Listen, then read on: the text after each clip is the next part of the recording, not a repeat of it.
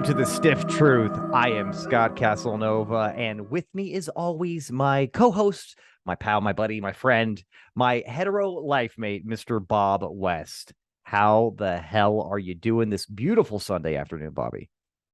I'm doing really good. So far so good. The Cowboy game hasn't started yet, so that's good for me. I have hope still. But Well, the games have been pretty good. I had to batten down the hatches, so to speak, because mhm. we're getting some New Mexico winds kicking up here. So, nothing major, just like tropical storm, 40, 50 mile an hour wind. It's all good. It's all normal.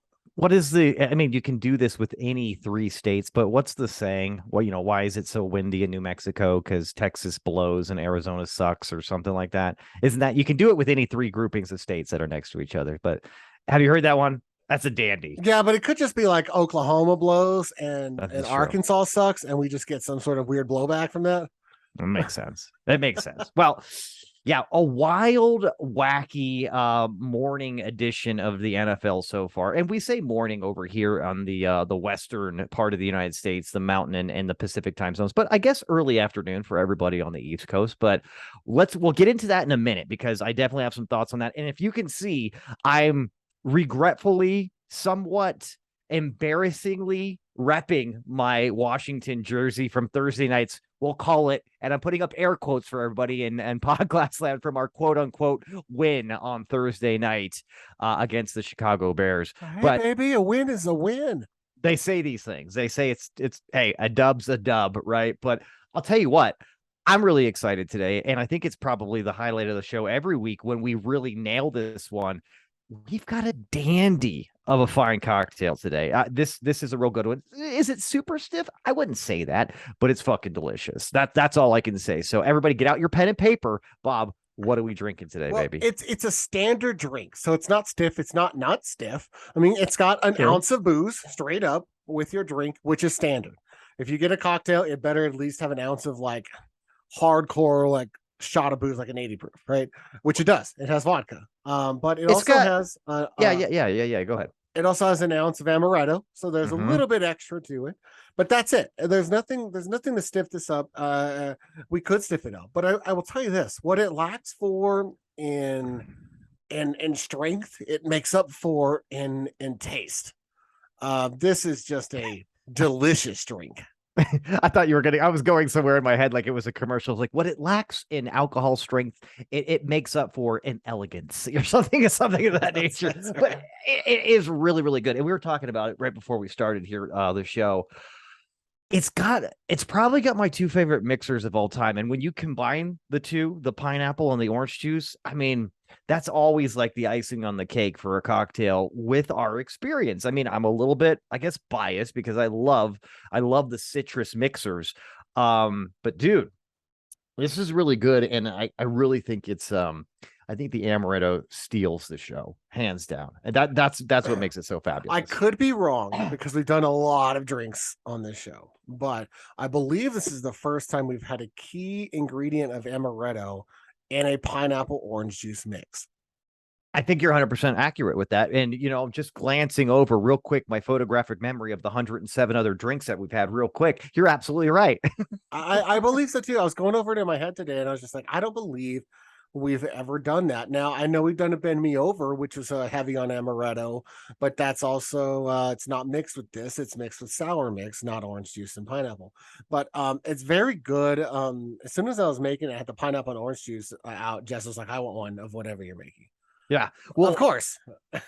it makes sense. And here's what I think is interesting about this drink. If I get a little bit bartender nerdy with it for a minute, and that's what this part of the show is all for. The amaretto kind of neutralizes any kind of taste that you would get from the vodka right out of the gate, right? Yeah, And then 100%. what's really sweet about the two mixers is the pineapple juice kind of pulls away the acidity and the bite that you get from the orange juice and just kind of smooths it out, dude. So, I mean, you combine those elements, it's sneakily just fantastic on the palate, man. It's so good. And these can be very dangerous. That's all I Dude, can say. you could chug this drink like a Gatorade. You have to be kind of careful with this one because you can just pound this drink and before you know it, like get pretty fucked up off of it. And then you're in trouble because, when you mix that much amaretto, it's not going to work out on the hangover side. Can you imagine like having like a couple of pictures of this while you're playing like 2-on-2 basketball or something like that, and you're like hitting this on the Well, and you know, like seriously, I could totally see just like drinking this at the beach. oh It's all dude. sweaty and whatever, just like pounding a couple of these like right out of a pineapple. The interesting thing about this drink, another thing that we don't often do is mix in tropical mixers of pineapple and orange juice Mm-hmm. with vodka. Normally, this is a rum type of a drink, Mm-hmm. so that's a little bit different about this drink. Uh, Overall, we even say what this drink is called? Have we No. teased it that much? Yeah, We're getting we good haven't. at this. Yeah, we haven't even mentioned it here, and it is spooky time, and it's our favorite time of year too. We are midway through, essentially, right? Yeah, we're midway through October. It's time to get spooky. So tell us what this drink is, Bob. Tell everybody. We need to know now. This is a Rigor Mortis. Yes, yes, and I often get rigor mortis of the penis, especially in the morning and sometimes late nights. I'm just kind of hanging out. Just But if saying. it's longer than 4 hours, you need to call a doctor. I usually just call people to brag at that point. You know what I mean? So, but I'm just like, maybe I dude, should. I can hang a wreath off of this thing. Look at Hang on, this check thing. this out. Just taking pictures, posting, just sounding the alarm for everybody to just kind of see how impressive it is. But yeah, no, rigor mortis, bro. Which sounds like it should be a really disgusting drink, honestly, right? It Or doesn't super sound. stiff. Yeah, one because that's the whole idea of rigor mortis. So Right. yeah, that's what's interesting to me is I'm not sure how they came up with the name. It doesn't make any sense. But you know what? All the more delicious it is. You hear that? Yeah, and you know, it's funny because I just like tripled this recipe. And I don't often triple a recipe, but I tripled it. The shaker was full, completely full when I was trying to shake it up with these three drinks in there because I made two low balls and a high ball off of the same mix. It all came out Oh. wonderful. They're fantastic. I'd say you should probably garnish this thing with, there's a variety. You can go with lemon or an orange. You can go with the You get lemon pineapple or wedge. You can I go would go with with a cherry too. Why not? cherries. There's so many different directions you can take this drink. It seems very versatile, and this is a drink that no one's going to throw in your face and hate. No. Mm-mm. And you know what? And we talk about this a lot with cocktails. Unlike our misfortune recently with our swing and a miss on our last cocktail. Never again, bro. Hashtag never forget. But I'll tell you what, this is one you bust out to impress too. You know what I mean? Because people again, they'll be like, oh, what is that? And maybe you just don't tell them what it is, and you say it's a rigor mortis, and they're like, oh, what the fuck is that? Then you pass this little bitch on down, and they're like, oh my goodness, there's a taste explosion and flavonoids all over the place in my mouth. I like it. You know, Tell them the name after they try it. yeah, yeah, For yeah, sure. yeah. And then see if they can figure out what's in it. Like really, really tease that one. See if you can gross them out before you kind of relieve them with just, it's not very complex. It's a simple drink, but it's delicious. I was really happy with this one. This is a stiff truth. I think we're gonna give this one the stiff truth seal of approval. 2 thumbs up. It might even be a signature stiff drink cocktail here in the near future. I don't know. Maybe I'm getting a little bit ahead of myself, but I really like this one. Well, one thing's for sure, there's always pineapple juice and orange juice for the bar. There's always vodka and amaretto. So you can always make this drink. And I hate to talk in definites, but it is 100%. You could always make this drink. If you don't have pineapple and orange juice, vodka and amaretto in your bar, then you don't have a bar. You just have a Yeah. bunch of bottles of booze. Listen, if you don't have pineapple juice, orange juice, amaretto, and vodka, you're a piece of shit. And I'm just saying what Bob said in fewer words and getting right to the point. So take that one to the bank. Don't be a piece of shit. Enjoy yourself some rigor mortis of the penis. All right. Well, moving right along, we got a really action-packed show. I mean, honestly, Bob, I don't even know if we have enough time to fit everything in. This is going to be really action-packed, but we're going to give it our best college try here. There has been, as everybody knows, we didn't do a show last week. We actually got to see each other in person. That was super fun. Bob, tip of the hat to you. Great party over at the house. Fantastic just party favors and festive foods that you had there. I'm a little bit sad that I missed the 13, 14 foot skeleton, but I saw pictures of it, so it's super nice. But my point of saying all this, there's been a lot of things going on in the world. So excited to touch on a few things here. I think, go ahead. You want to say something? Yeah, we had to take the 12-foot skeleton down, which Oh we did no. call Bona Lisa. Bona Lisa, I love it. So she's sturdy, but with the 50-mile-an-hour gust out here, I just went ahead and laid her over and took all the stakes up and everything, and so that she didn't get blown over and broken. Oh, that's very nice of you. I didn't want her falling down and getting broken like cameramen do. Well, I was going to keep going on that story for a minute, but I love what you did there. Jesus Christ. Now, that is a great, great point and a great segue, Bob, because I'll tell you what, when you kind of contract yourself, with ESPN to be a cameraman on the sidelines, you hardly think you're going to be in harm's way. But that wasn't the case. Was it last Monday? Was it Monday or Sunday night? I can't remember. Whatever the Chiefs and Raiders game was. It was Monday. Okay. So last Monday night, I'm sure football fans out there that also enjoy the stiff truth, which is probably primarily a good amount of you folks out there, did see it's actually a fantastic game. Again, I'll say this over and over again. The Raiders are the best team with a shitty record out there, bro. They're the best, worst team in the game. 100%, but they lost a nail biter to the Kansas City Chiefs, 30-29. And Devante Adams, he didn't take this very well. In fact, I like the way he reacted. Not by pushing the cameraman over, but he rightfully was very fucking frustrated, as I would be. I was like, look, dude, I'm amazing. I'm carrying this team from a wide receiver perspective. Can we get a fucking win here? Why are we 1-5, 1-4, whatever they are, right? So if you didn't see this, he's walking off the field. It's right after the game. A cameraman, as Devante Adams put it, just ran right in front of him, almost like he was trying to start shit with him or something. You're like, I don't think that was the case, dude. But again, guy's super pissed. He's already slammed his helmet down, and I think he's like the cameraman he had like a kind of like a boom mic setup or something. He was carrying something, ran right across, and he gives them a good two-handed shove to the ground and toppled him over. Now, Bob, you saw this. It didn't look like it was a flop by the cameraman. It was a pretty hefty shove. He got pushed down to the ground. But it was no worse than, say, taking a charge in basketball. Mm-hmm. Let's just in fact, I would say that taking a charge in basketball is much more physically intense than what the cameraman would do with the shove to the ground. So right. Devante Adams, let's just break it down here. Devante Adams puts his hands on the chest of the guy and simply pushes. Just a quick push. The guy gets thrown backwards, slides down on his butt, and kind of rolls backwards a little bit, right? Never hits his head, never does anything like that. But all of a sudden, dude goes to the hospital. Of course he does. And then the next day saying he has concussion, whiplash, neck injury, back injury. Like, he got all fucked up from something that I see my 6-year-old do 3 times a week. Right. So, couple of things I wanted to point out here.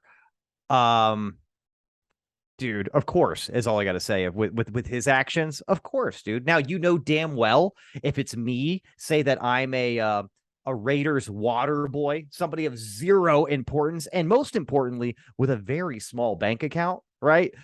I could fucking slap that guy in the face. He's probably going to throw blows with me. We're going to handle that in the parking lot, and maybe we're going to deal with it in court a few months later or something like that. If somebody's injured, in the sense maybe where we lost some maybe I broke his camera or something. That's how it goes to court in that kind of a scenario.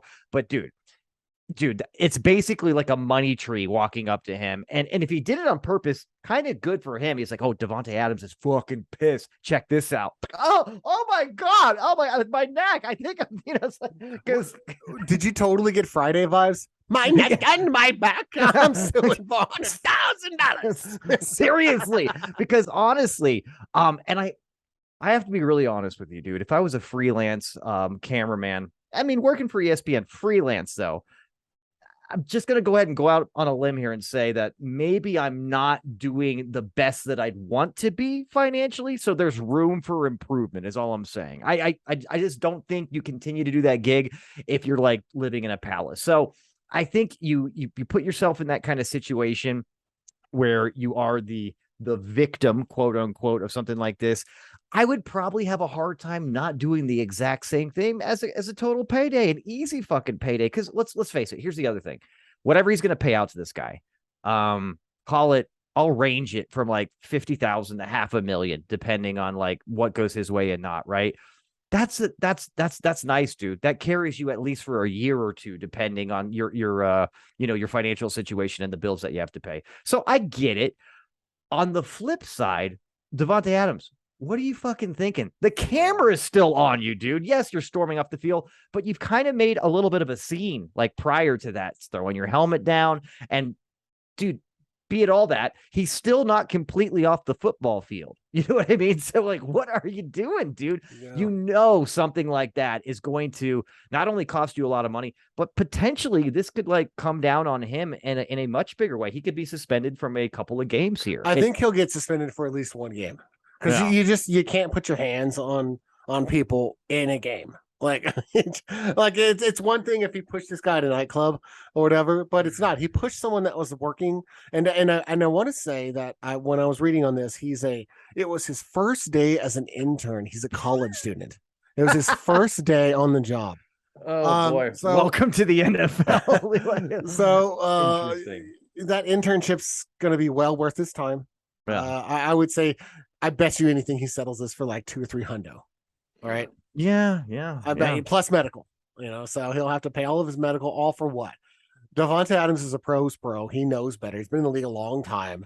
I'm sure he's already defensive and aware of people trying to take advantage of his situation and get money from him. So he's probably well aware because he's been wealthy for a few years now. So it's not like he's a rookie, right? So it's again, like, why are you so mad?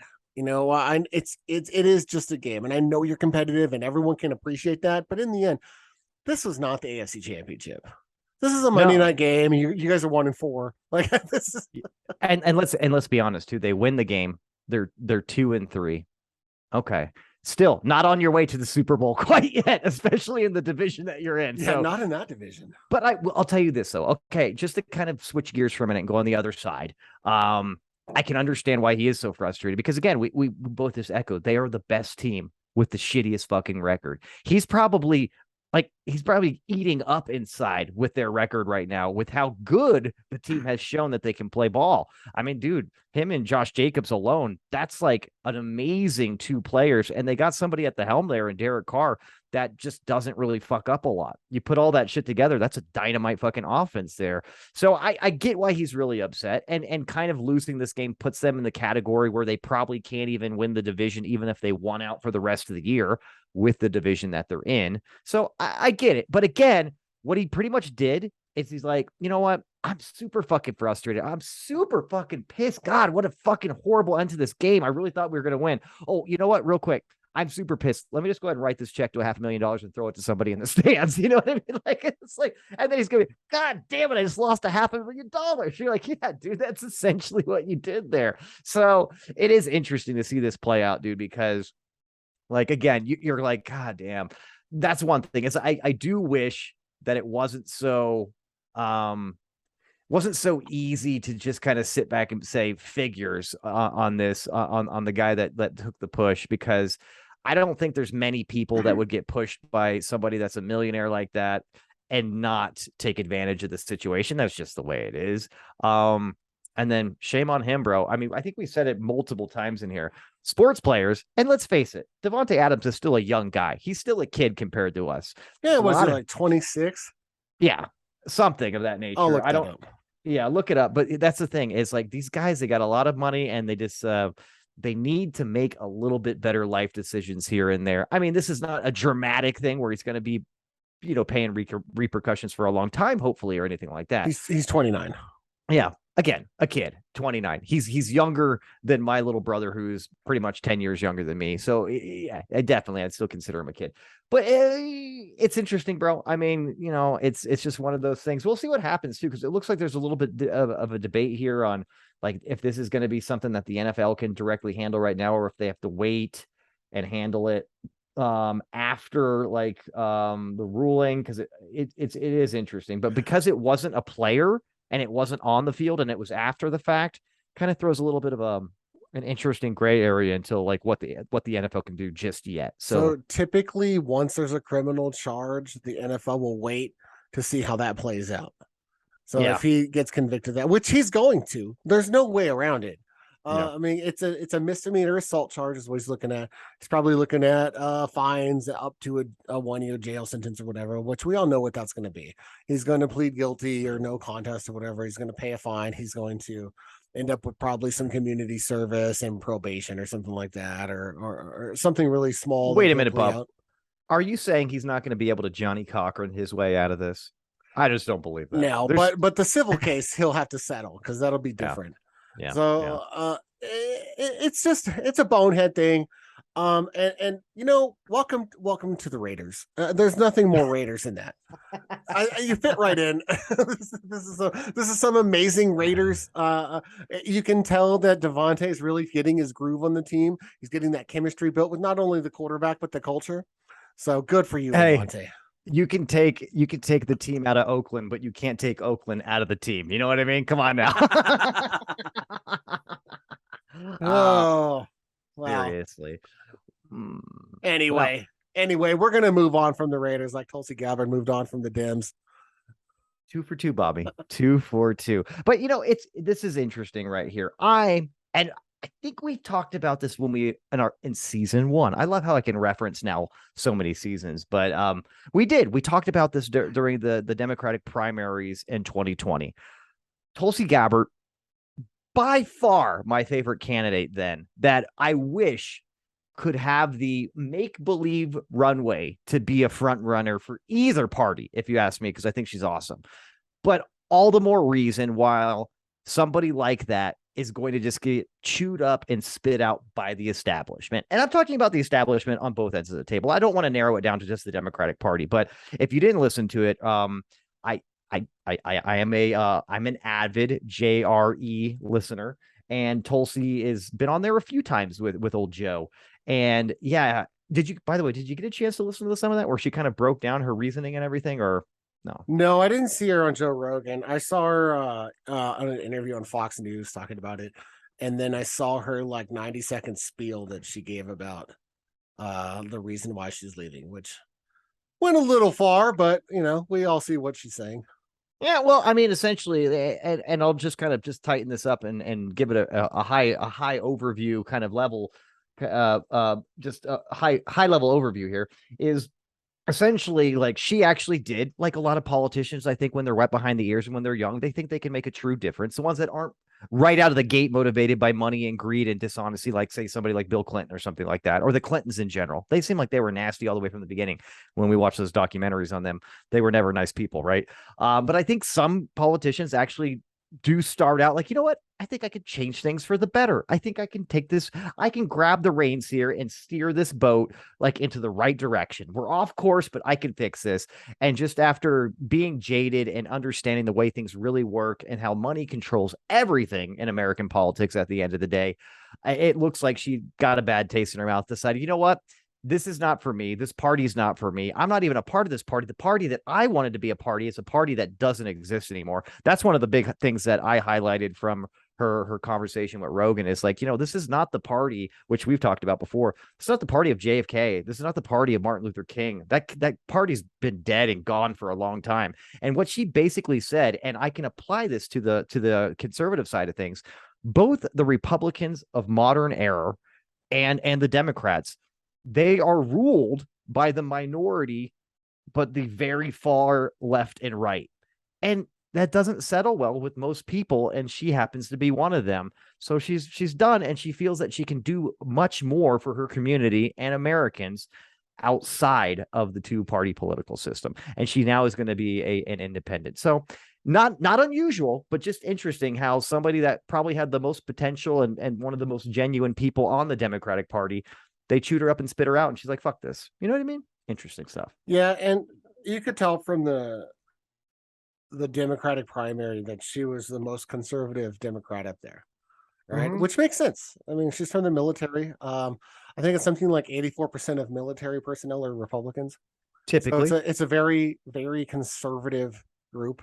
And rightfully so. If she's from that culture and she wants to be a Democrat, I can understand. So there's either two things there. She's a conservative Democrat, but not quite conservative enough to be a Republican when she got into Congress. And I'm talking like a decade ago. Yeah. Or she lived in Hawaii and she was just like, we don't vote for Republicans, so I have to be a Democrat no matter what my beliefs are, or else I'm not going to have a shot at being in Congress. So there's that too, and probably a little bit of both.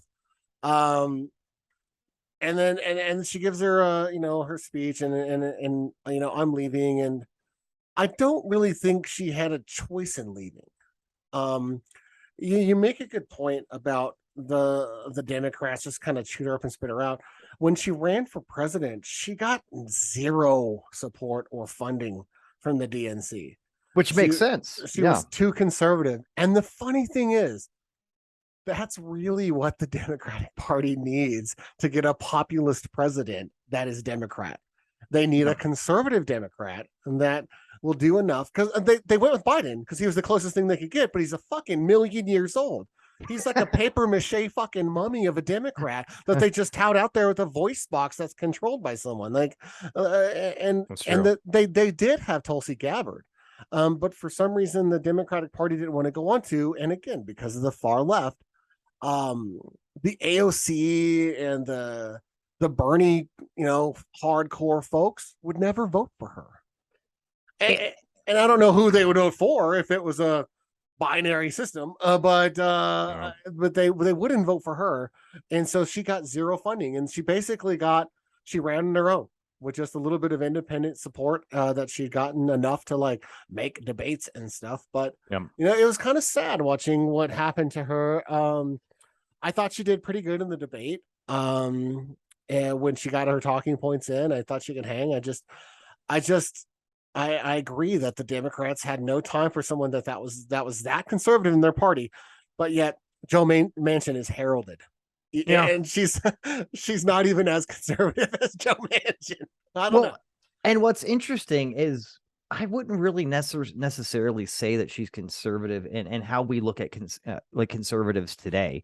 She, again, is a throwback Democrat from 30, 40 years ago. Like, her belief structure is extremely similar to the party from the 1960s through, we'll call it like even the early 90s. You know what I mean? Like, there once was like where you could say the Democrats are the party of freedom, open-mindedness, inclusion, like real inclusion of everybody, not like ostracizing and alienating people that don't believe what you believe. And that's all changed now. You know what I mean? Like that is what I think kind of like made her like I guess like a sore thumb to where the Democrats have been going recently, is they no longer kind of like, they don't uphold the roots of their party. It's transitioned into another party, very similar to the Republicans now. You know what I mean? Like the Republicans, I think on a whole, if you'd look at it in the modern like descriptions,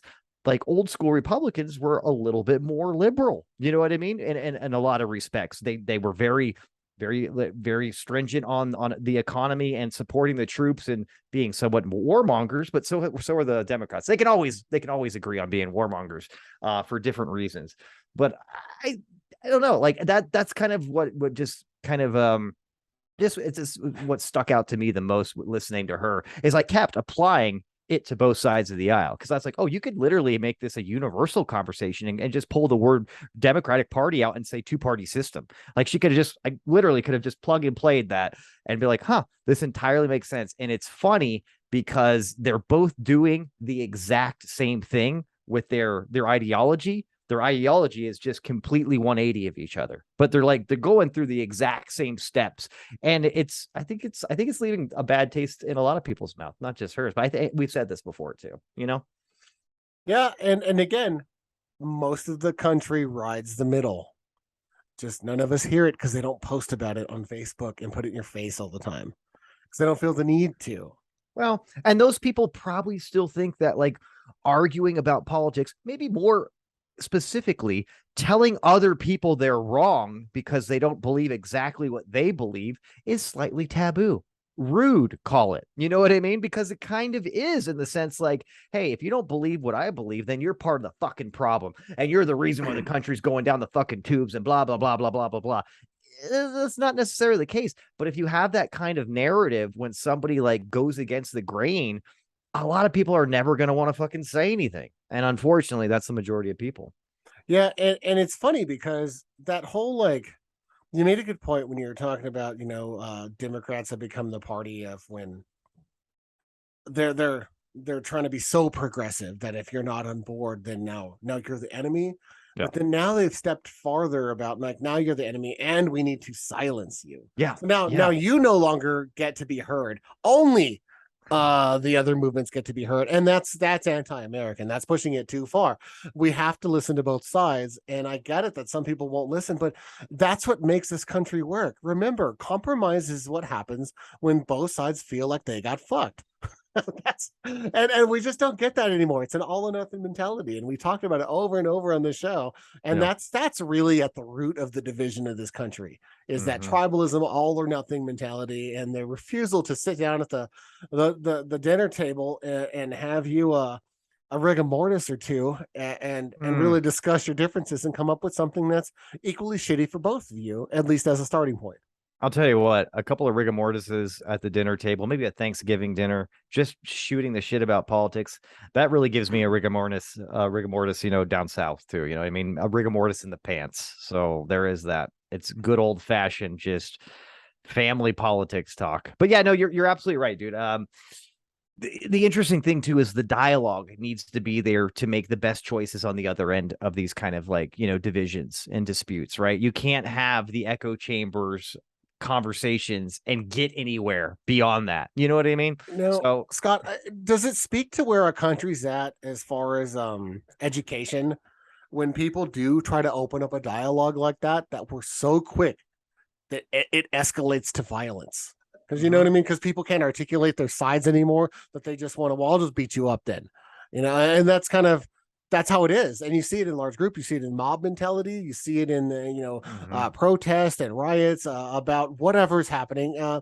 People are so quick to get away from the discussion and just so quick to get into that, well, we'll just force our belief on you with this violence. And whether it's one-on-one or in a group setting.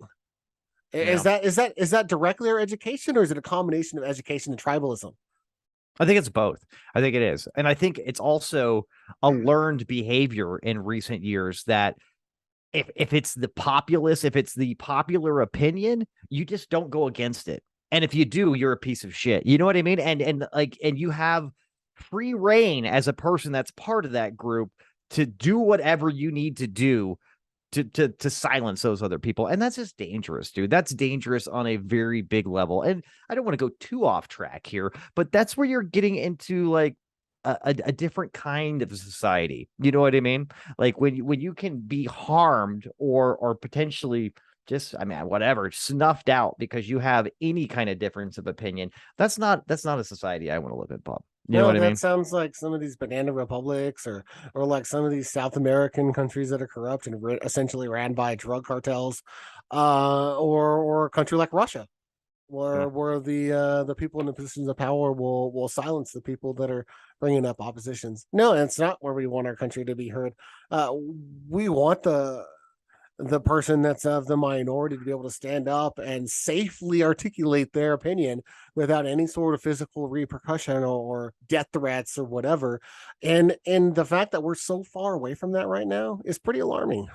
Yeah, because you know what typically happens too when somebody does and it feels confident that they can stand up and say something against the grain and not get like shot in the head with a shotgun is what will typically happen with just how sociology works is if they have a point with some validity behind it and it makes a lot of sense, that may motivate other people to like say, you know what, I agree with that. And then all of a sudden that small minority opinion grows organically just because that one person stood up and said something and they felt that they could.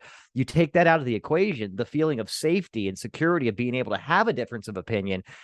You never know, and then you never actually get to do the will of the people. You know what I mean? You get to Well, do the will of the elite, and that's kind of where we've been for a long time. and Scott, I think that's the foundation of compromise. Is someone not having the fear to say something that's unpopular, but can offer some validity and a good facts or points to back it up, to where the other side are like, you know what, I never thought about that fact that you brought up, but let me offer you this. And so they're not exactly agreeing with you, but they're moving forward, and the dialogue is going, and they're working on trying to find a middle ground. That's just almost fucking gone anymore, and not even just in politics. That's like gone at the dining room table. Well, when you make a good point, that kind of like, reminds me too that is the foundation of compromise. Because I was sitting here thinking it's when I generously give you a reach around after a nice hot plate from you. You know what I mean? I thought that was the foundation of You're like, compromise. thanks for that milking.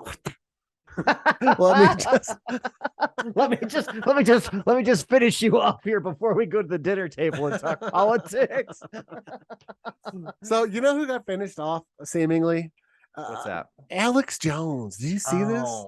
You know what? We can all get behind this one. This is the one that creates some unity, if you ask me. But yeah, I did see this, man. It looks like Alex Jones has been ordered to pay close to $1 billion. That's right, with a B, folks. $1 billion to the parents of Sandy Hook. Now, I don't know if this is every single parent. I think they're trying to. No, I think there's like a set number of them. Yeah, that actually joined the suit.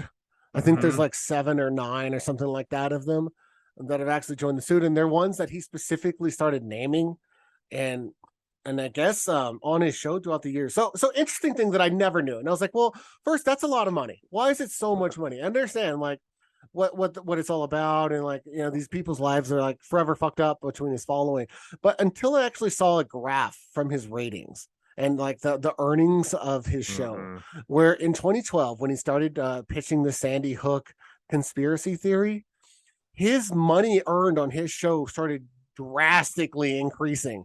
So he was making millions and millions of dollars off of this, and getting people and hooking them in and getting them into his show much more than ever before that point. And that's when I was like, oh, so this is one of the big turning points of his fame. Before that, he was just a fringe like alien conspiracy theorist, wild conspiracy theorist. But this actually like got him more notoriety and got him into like kind of the populace, and got him more shows. So that's when I started looking at like, okay, so I guess the $1 billion is from that. Now, he's never going to have to pay that. It's never going to stick. Obviously, there's going to be an appeal, and they're going to take it up someone else, and they're going to cut that number down to like, 50 to 200 million range or something like that, saying that $1 billion is just an unprecedented number that doesn't make sense. And I'm sure it'll get dropped significantly. A lot of these big judgments do. But he is still going to have to pay a lot, even if he doesn't ever have to pay out of pocket. They will start like levying liens and stuff on his shit if he doesn't. Well, I'll say this. I think it's great. I love what happened here. Because you mentioned it just now. Like what he did was literally make millions, his entire livelihood and then some, of other people suffering directly. A lot of these people got like death threats repeatedly, and this is on top of the grief of losing your small fucking child, for Christ's sakes. Do you know what I mean? As a parent, this just like that one alone, I can't even get past that, let alone what was dumped on me for years directly because of Alex Jones. So in my mind, he's a little bit worse, but kind of in the same vein as the family that pushed Oxycontin and pretty much created the opioid epidemic in like the early 2000s, the Purdue family and the company. And I can't remember the family's name. And then also like the cigarette manufacturers for the past like 40, 50 years. You know what I mean? Like you're directly making profit, knowing what you're doing is bullshit at the end of the day. He's not an idiot. I mean, yeah. You got to know. He believes that. So, and you're absolutely right. I mean, regardless of what happens litigation wise and how many other kind of things he's got to go through here, long story short, there's not going to be an ounce of profit that he's going to be able to put in his pocket or his show or any of the things that he's working on is going to produce for the rest of his life. You know what I mean? He's going to have, he's got jetapulted into outer space, kind of rich in fame. Even we'll call it infamous, not fame, really. You know what I mean? Because of things like this and being a hardcore conspiracy theorist, which shit he obviously knows is bullshit. And now he's going to have to work the 9 to 5 and live paycheck to paycheck essentially for the rest of his life. So yeah, because you can't get out of that. You can't just claim bankruptcy on a judgment. Like you're fucked. You have to pay that off no matter what. Eventually can land you in prison if you don't. So I 100% agree with you. I love the precedent that this sets. Like people want to have this, like, so we've seen this misinformation, disinformation campaign, especially with the elections for the last, half a decade or whatever. We see it on Facebook and everyone's wondering, what can you do about it? Elon's like, I'm going to buy Twitter and I'm going to fix it and all this shit. Right. And, this is the natural order of things in our democratic republic society. We don't always have to have necessarily litigation and laws that comes out of this, like misinformation, and to make a bunch of money. And we can put the onus on the people. You can say whatever you want because there's free speech, but that does not relieve you from repercussions of your speech. And if these repercussions have now infringed as an intended negligence on somebody else, and it raises a breach of some sort of tort law, now you will be liable for your free speech, and you will have to pay and remedy through your negligence, or because of your negligence, their pain and suffering and all of this other shit financially. And that's the way that it works. Yeah. If I bought a house and the realtor knew that it was a murder house and didn't tell me, I'd want to sue them for their intentional negligence, right? And I would win, right? The same way that Alex Jones lost this case. He knew that it was intentionally negligent, and he did it anyway for profit. And I love that sets that precedent going forward, that you scumbag fucking cocksucking businesses like Sun and Star and all this shit want to go ruin people's lives and all this with all of your nonsense and take things out of context. Do it. Make your money. But just know that if you're really fucking hurting people with misinformation, you might be forever in debt and out of business and your livelihood. And if that's something you're willing to risk, chase your dreams, pal. Hey, it's the consequence of free speech. You know what I mean? It's the consequences of free speech. You got it. Just wield it carefully. You know what I mean? Like, be mindful of what you're doing.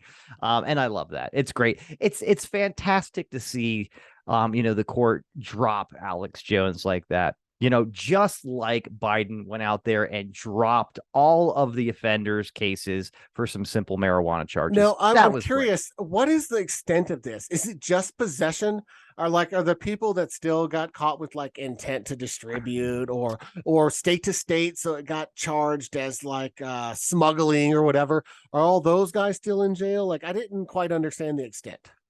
Yeah, so, and I'd have to read a little bit more on this. I tried to do a little bit of homework on it, but simple marijuana charges are going to be just that. It's basically for possession or being caught, like a very, very, we'll call it misdemeanor offenses with marijuana. If you're still involved of trafficking like thousands of pounds of marijuana, there is a little bit more weight to that, in the sense that you're bringing elements of like probably bigger problems with murder and other things. You're black market crime stuff. You're probably involving the cartels to a much larger degree and everything. So, but yeah, it's much more on the more simplistic kind of possession charges, and probably very frivolous, very small quantity, like selling stuff. Like, again, it's a big win because it just hadn't been done before, when it's kind of been the elephant in the room, what needs to be done for, I would probably say 20 or 30 years. Now, this is only for federal crimes, right? Correct.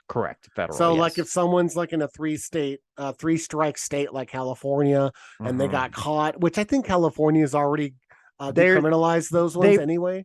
They've rolled that back, I think, too. And that's the other thing. It doesn't mean a whole lot in the grand scheme of things, but the gesture, and then also the visibility and kind of the optics of it, does that. Combined with him doing this on a federal level, he has urged and kind of called out governors of states to do likewise. You know what I mean? Like, hey, this is bullshit. This is why. This is not any more dangerous than alcohol. These people are like not hurting anybody, blah, blah, blah, blah, blah. There's a lot of great reasons that he threw up, that I just want to like keep throwing fist pumps in the air when I hear like some talking points from like his little, his official kind of language on this. But then he's also called out, basically like just telling everybody in the country, like, you guys should kind of do likewise. I mean, we're doing this at a federal level because we can do it at a federal level, but states, let's follow suit here. This is kind of ridiculous. It's nonsense. I know that people love the for-profit prison system, but we've got enough people we can put in here without fucking around with people's lives for a non-harmful plan. Let's go. Let's get out of here. You know what I mean? I think it's great. Yeah, and maybe it'll lead to something, because I know that there's been some bills drafted up in the Senate and the House. One passed in the House. I know that Cory Booker, and I forget the other couple of people that were writing one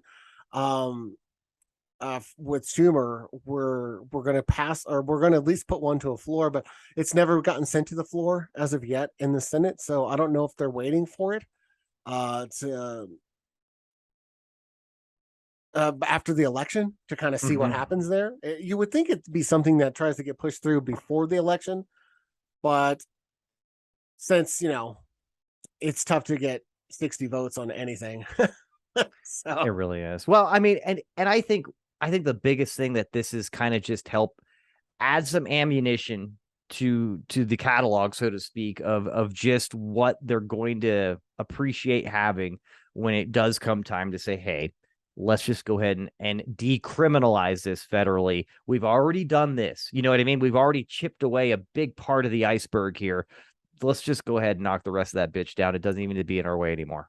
hey guys, let's legalize weed. Nothing weird. Nothing weird. Hey, man, you worry too much, man. Don't worry about that, man. It's just weed, man. Hey, I just want to take some photos, okay? And then I'll let you go. All right. Then I'm gonna let you out of jail after I take some photos real quick. Oh my god, dude. If you don't know what me and Bob are joking about right now, I'm sure everybody's seen the Dahmer series on Netflix. By the way, big two thumbs up, huge kudos to Evan Peters. Fabulous job. Not just as Jeffrey Dahmer, but I've had the pleasure of watching this kid over the past decade with American Horror Stories, even X-Men and other things. He's really grown into a fabulous, fantastic actor. Really excited to see what more of this kid can do. He's only 35 years old, but the Dahmer series is fantastic. And I don't want to say that because I've heard a lot of things like, oh, you can't sexualize and romanticize another serial killer. I'm like, that's not really what Well, they did at I, all. I think a little bit of that was because it was sexualized and romanticized in his mind. And I think it was just kind of exposing his process to everyone. And I think it makes everyone super uncomfortable, as it should. He was a fucking crazy bastard. And for us to see something from his point of view, it's very uncomfortable and it's supposed to make you uncomfortable. That's why he's a psycho. I mean, it's not supposed to be something like, oh, I can see where he's coming from. No, you're supposed to be super fucking uncomfortable with what he's doing and how he's like getting wood off of killing people and eating them. Yeah, it's pretty disturbing. It's very disturbing. Who's the guy too? I don't know the guy's name now. I gotta look it up. The guy that plays his dad. He also played the dad in Step Brothers. Do you know what I'm talking Oh, I about? don't know his name. I don't know. He's just that guy. They're like, hey, that was that guy from that thing. Yeah, I'm gonna look up his name real quick because goodness gracious, like series. Let's see. Sorry, go ahead. Just keep things going here. Richard Jenkins. He is phenomenal too. I will tell you this. I felt more for like his dad's character. Like just again, I think any parent would, right? Let's just say, for instance, that one of our kids grows up and be somebody and is somebody like Jeffrey Dahmer. Like, what are you gonna do there when you figure it out? You're not And going to stop loving your kid. yeah, and the emotions that you're going to go through as you're kind of you're trying to process it and trying to get them to give you some kind of like radical explanation that's going to make everything better. You're grabbing for straws essentially at that point, but you're not going to give up. He did such a good job of like combining the elements of like just pain, suffering, disappointment, sorrow, like grief, anger, like everything. Like it's like almost every emotion in that character at a certain point. He just did a phenomenal job. But yeah, a very disturbing, but very accurate from my understanding too. I think it's the most accurate. And don't get me wrong, there was some fluff. There was some Hollywood fluff in there. I definitely don't think that Jeffrey Dahmer walked into his neighbor's house and asked her to eat a sandwich that he made with human meat in it. I don't think that actually happened. I say that mostly because the lady that played his neighbor in real life was actually somebody that lived across the street. So that couldn't have happened. And plus, it was very, very dramatic and just kind of strange, that whole scene. But with that being said, the historical accuracy of especially the killings and how they went down, especially the guy that lived, all very, very on point. And that's what made it even more disturbing is you're watching this, like, I don't know about you, incredibly grossed out and just like, well, this is out of hand. And to like take a step back and be like, this is like extremely accurate to something that happened when me and you were 10 to 12 years old. Like this was actually happening, like not too far away. This was going on. Some guy was going to the gay bars, one specifically in Milwaukee, and just like getting guys to have drinks with him. And then all of a sudden, like there they are, just like going somewhere just to take some harmful photographs with him, right? And then boom, they're dead. Like, it's crazy. Like, he killed 17 people, which is pretty hardcore. Most of them in that last apartment that they ended up tearing down. But goodness gracious, man. This is an eye opener here. And I honestly think, and people are like, this is the one problem I have with people. Like, hey, you can't like sexualize and romanticize these people. I was like, no, it's very important to know about these kind of people. And it's almost like a PSA, like, hey, watch this documentary. This is why you do not accept drinks from random people at a fucking bar. This is why you don't, I hate to say it, it's why you don't help people out when they look like they're in distress, but look, they look like they're a little shady, like shit Ted Bundy used to do. You know what I mean? Like, there's reasons why you fucking mind your P's and Q's and just take care of yourself. And that's it. Especially when it's late at night and you don't know the person and you have no history with them. Just because, pretending that, oh, this is just Hollywood drama and this doesn't actually exist. Like, no, this fucking exists. No. And you have to be mindful that there are fucking people. And granted, most of them don't go to the extent of this, right? But the teaching your kid, like you said, don't drink drinks from people at bars. It may not be because you're going to get fucking a drill in your forehead and get eaten. It may just because you're about to get gang raped. You know what I mean? And it's still the same lesson to be learned, right? You can't trust people.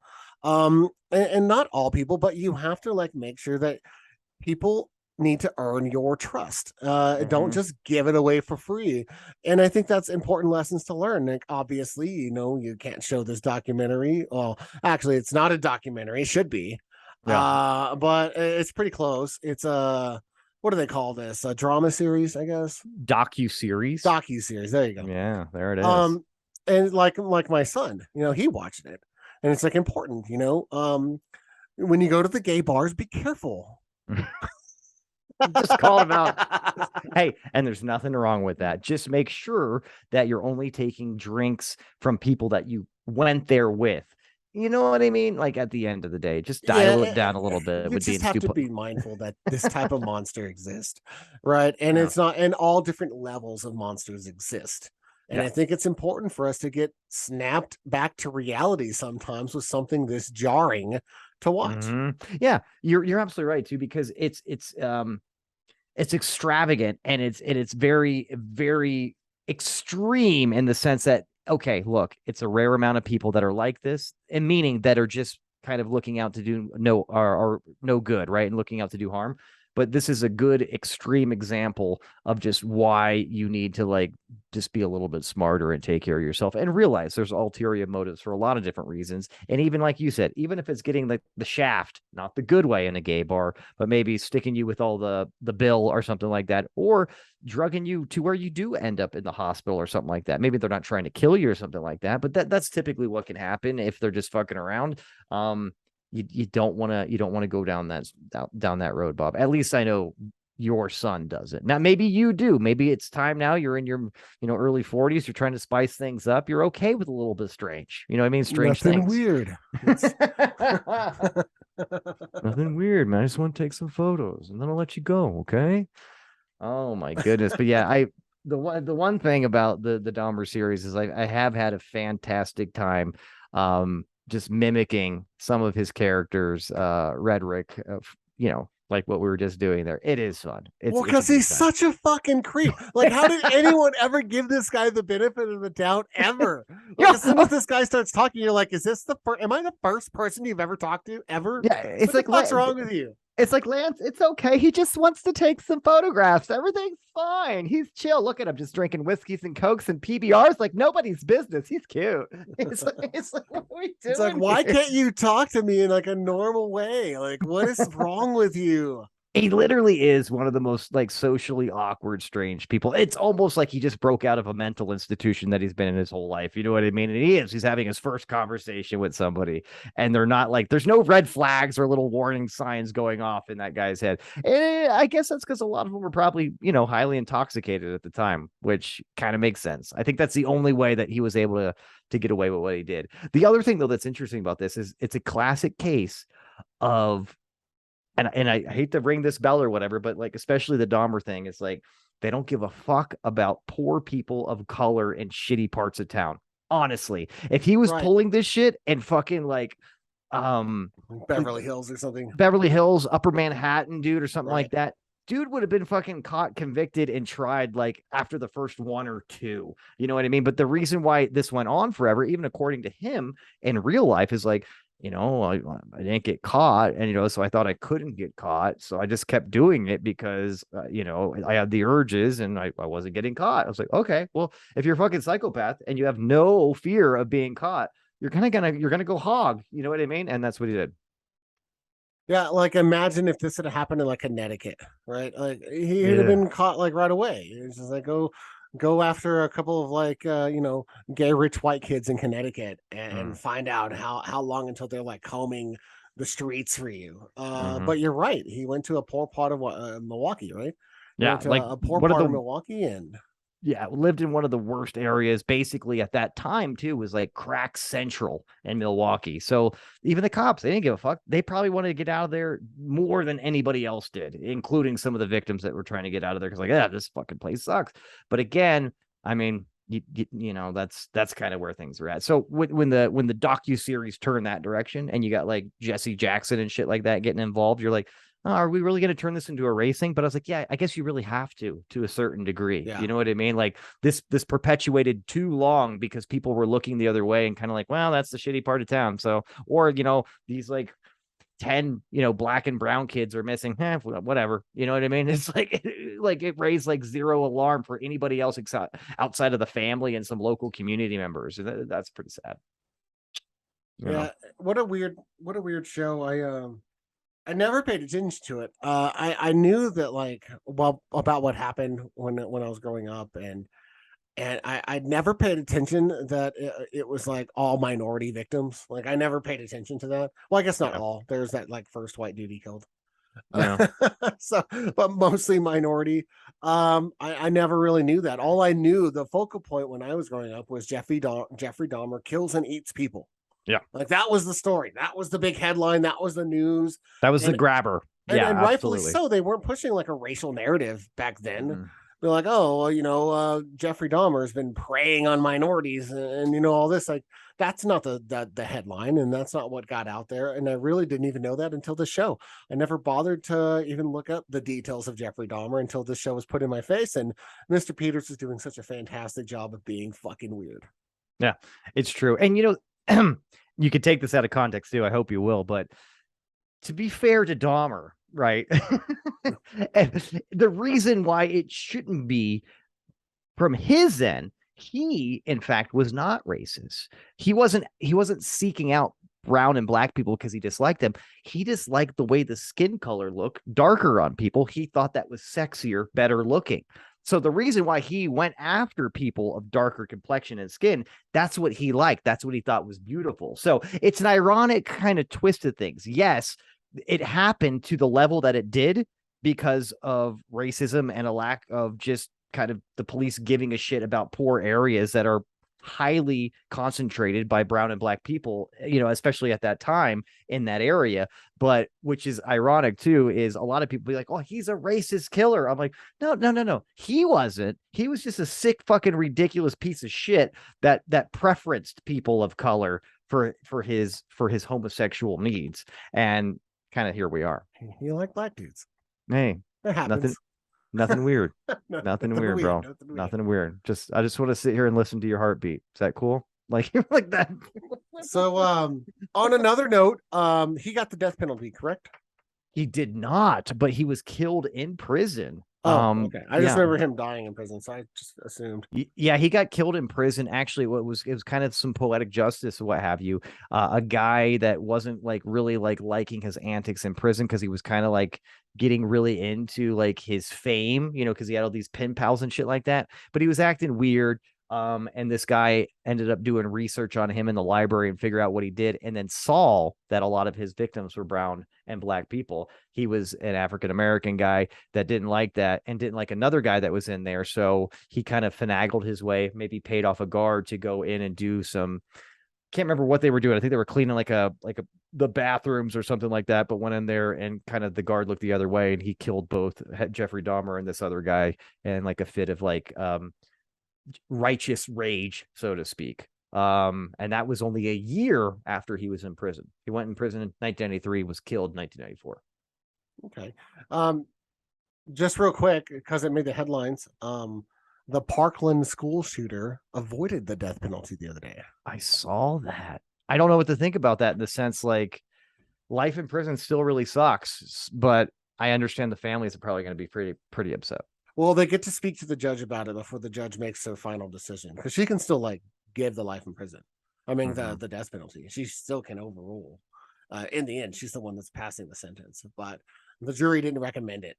But that's strange, and I'm a little bit torn by it, because on one side I'm not really pro death penalty so much, but I'm also not pro paying for some fucking punk ass murderous child to like read and get a college degree and just kick back and have man sex for the next 60 years. I'm not down for all that.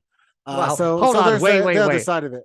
You're down for man sex for the rest of your life, but all the other things are a little bit, that's too much for Bob West. No, honestly, if there's no plan to let this guy out, you know how they do that. They're like, hey, we're going to give you 10 consecutive life sentences. Like, why give them the ability to like better themselves? Honestly, I know that sounds shitty from a humanitarian standpoint, but so does killing a bunch of kids. You know what I mean? 100%. And then I'm just like, well, it really sucks, but I mean, there's a little bit of validity in just like a quick guillotine and move on. Family gets closure.